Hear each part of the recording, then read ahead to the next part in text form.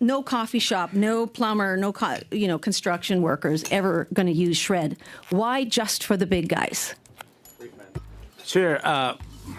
I understand my colleague is more interested in getting the clips for their writing rather than I'm going working. to interrupt you, President. Sure. I think I'm here to respond to questions. Sir. That's inappropriate to make such a comment back at a member for a straightforward question. And I thought Stephen McKinnon was bad. This Shafkat Ali, the president of the Treasury Board, another scumbag loser from Carney's corrupt cabinet, is here on display, disrespecting real Canadian women like, oh my God, with his comb over, it's a lot to take.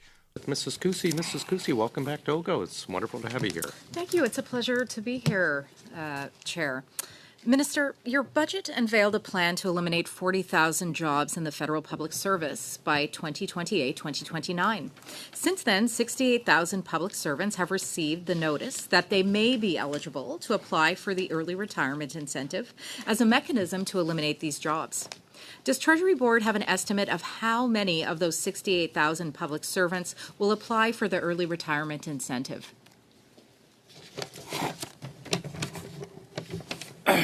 Thank you for your question, and I welcome my critic from. I'm looking forward to have that coffee. Our teams are working on scheduling that.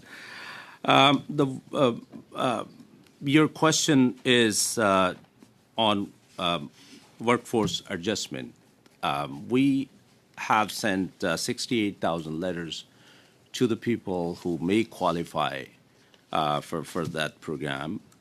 There is certain options. We don't know how many will come forward, and that program will roll out after the Budget Implementation Act gets the royal assent.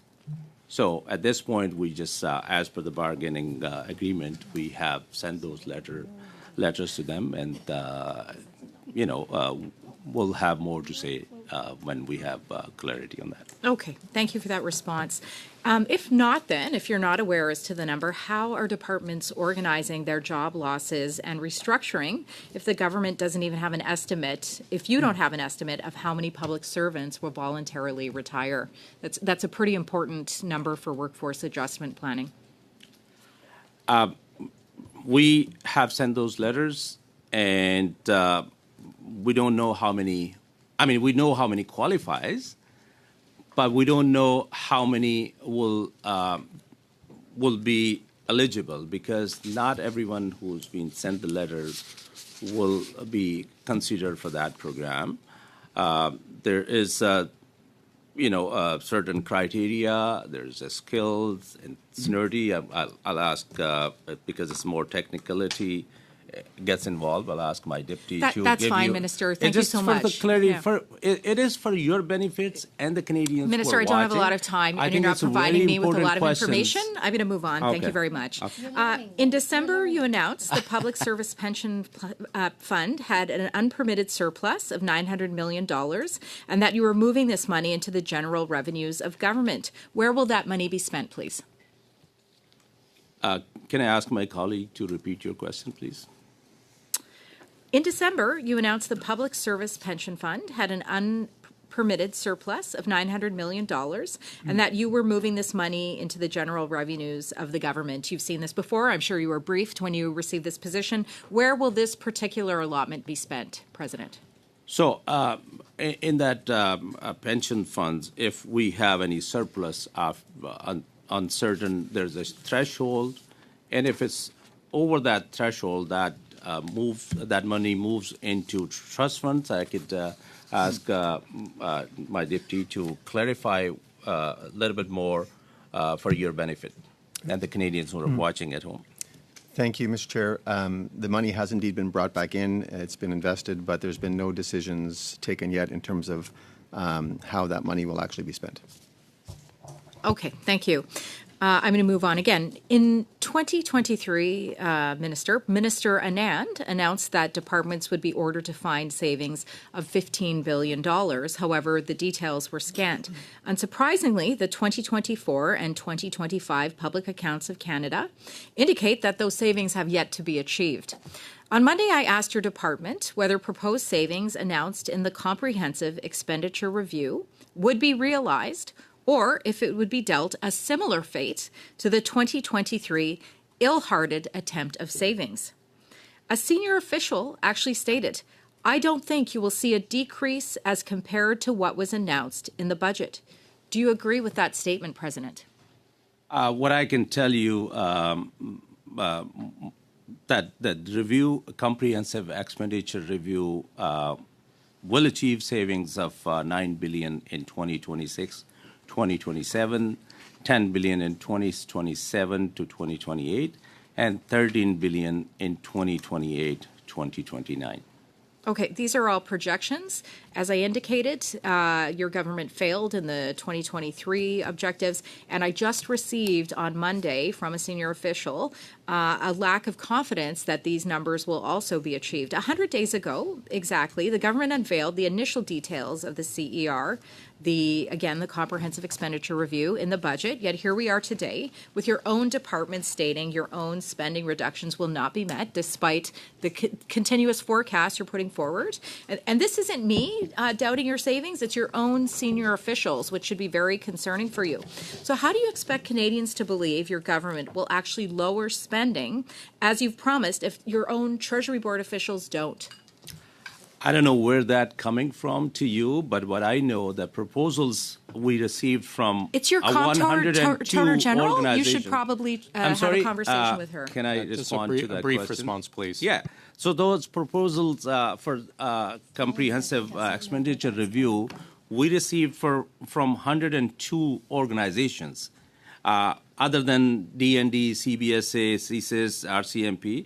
All organizations, they have put forward this plan, and I believe those are the organizations who are delivering services to Canadians. They're responsible, and they have put forward this plan, and I'm confident that we will achieve our. We'll get back to the absurdity of Canadian federal politics in a moment. Just a friendly reminder to smash the like, hit subscribe. Please leave a comment below if you have something to share. Hidden in the BIA were video. changes that would allow ministers to exempt nearly any company, person, or entity from any federal law except the criminal code. So I'm perhaps following up on some of the questions that my colleague, Ms. Goudreau, had. My question is, what is the point of having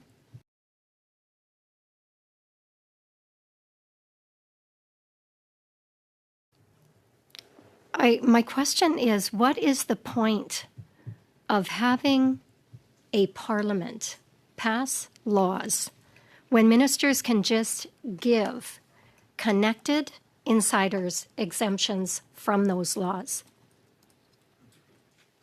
Thank you for the questions. I think it's there is legal bindings on certain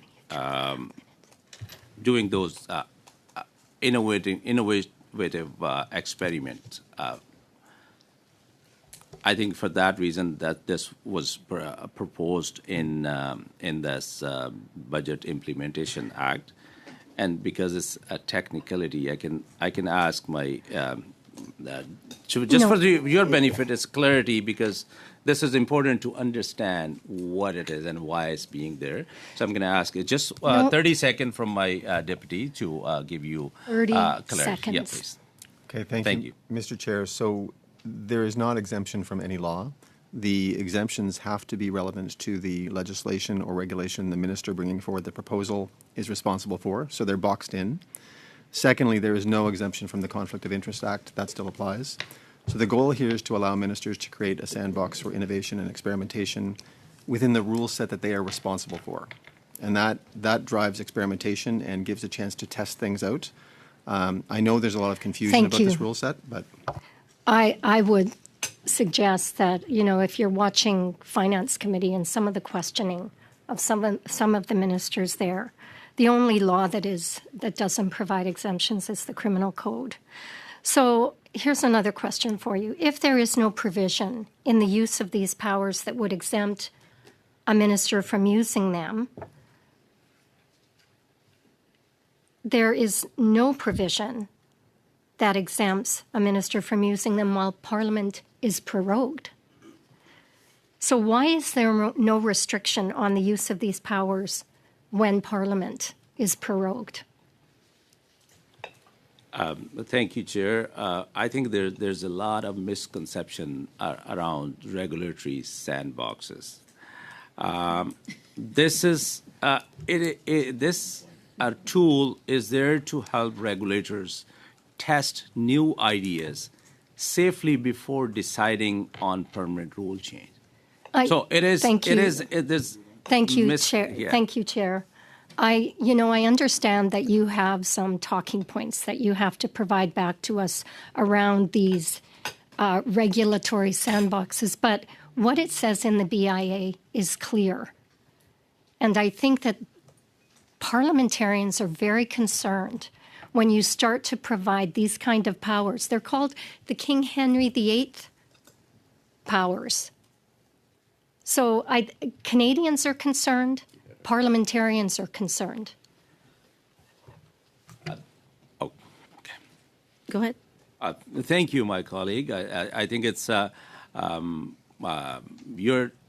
Sorry, I don't want to get into that. I thought you were going to answer the question, so maybe I can start my question instead. I was going to talking Minister, point, so just Minister, respond to that. Okay.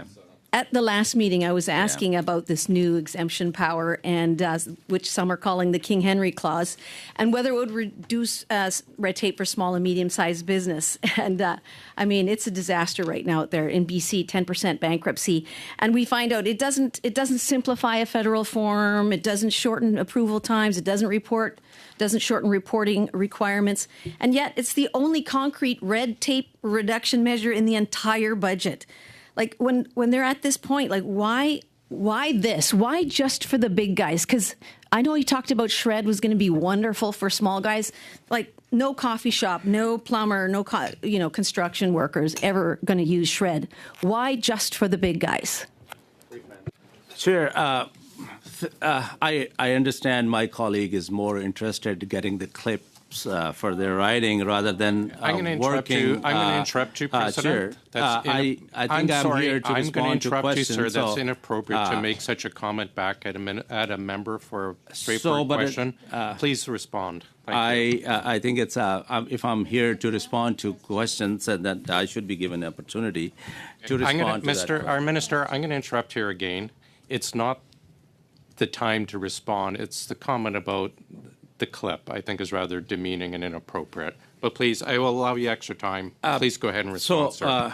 Chair, if you like, you want to give me that written script that I can read to in my response?